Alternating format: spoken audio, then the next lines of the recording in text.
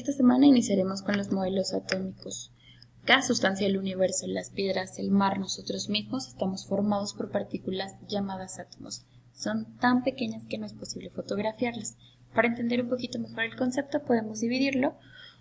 Modelo significa representación gráfica, atómico que tiene relación con los átomos. Por lo tanto, es una representación gráfica de la estructura que tienen los átomos. Y representa una explicación o esquema de cómo son y cómo se comportan.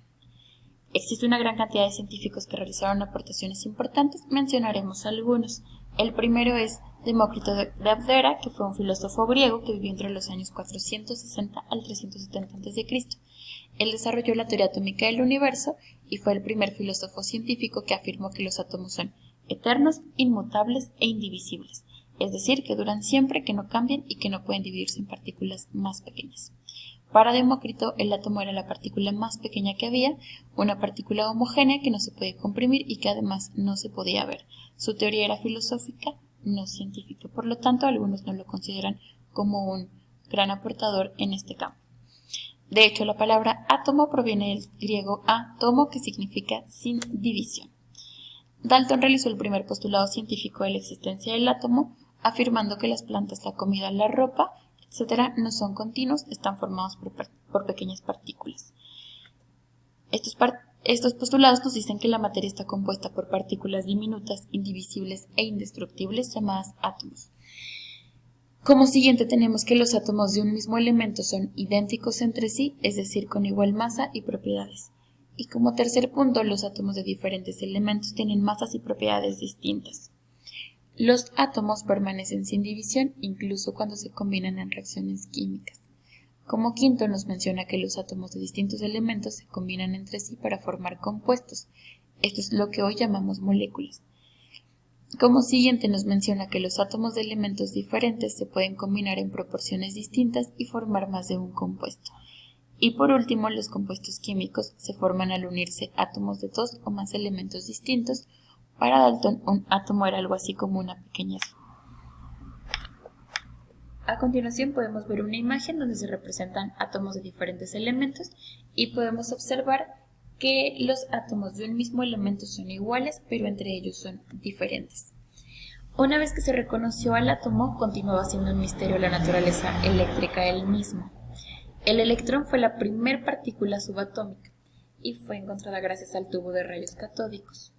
En 1874, William Crookes pasó corriente eléctrica observando unos rayos de luz que viajaban del cátodo, polo negativo, al ánodo, polo positivo. Y en 1897, Joseph Thomson afirmó que el tipo de gas con que se llena el tubo no se relaciona con el hecho de que los rayos viajen del cátodo al ánodo. Más bien, este tipo de partículas está presente en toda la materia. Por lo tanto, concluyó que los electrones son las partículas con carga negativa atraídas por polos positivos. Él introduce la idea de que el átomo puede dividirse en las llamadas partículas fundamentales, electrones, protones y neutrones. Los electrones con carga eléctrica negativa son atraídos por polos positivos. Los protones con carga eléctrica positiva son atraídos por polos negativos y los neutrones sin carga eléctrica y una masa mucho mayor que electrones y protones. Thomson consideró el átomo como una gran esfera con carga eléctrica positiva. También este modelo es conocido como el modelo pastel con pasas o budín de pasas. Por lo tanto, se desechó el primer postulado de Dalton, que decía que este era indivisible. Rutherford mencionaba que el átomo era un sistema planetario de electrones girando alrededor de un núcleo atómico pesado y con carga eléctrica positiva. Puede resumirse de la siguiente manera. El átomo posee un núcleo central pequeño con carga eléctrica positiva que contiene casi toda la masa del átomo, y los electrones giran a grandes distancias alrededor del núcleo en órbitas circulares. La suma de las cargas eléctricas negativas de los electrones deben ser igual a la carga positiva del núcleo, ya que el átomo es eléctricamente neutro.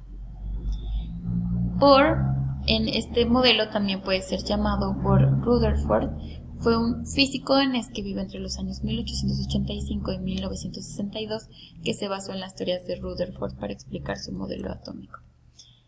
Se introdujo ya la teoría de la mecánica cuántica, que pudo explicar cómo giraban los electrones alrededor del núcleo del átomo.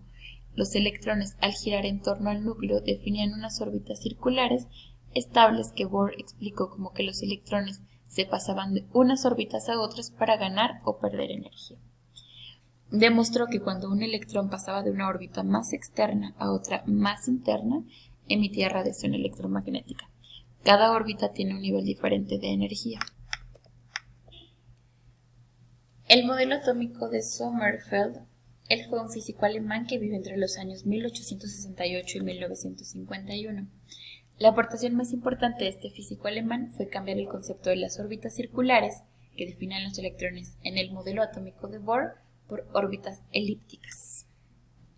En 1926, Werner Heisenberg habló del principio de incertidumbre. Esto quiere decir que no se puede determinar la posición y la velocidad de los electrones. Con Schrödinger se habló del modelo mecánico ondulatorio o de la mecánica cuántica.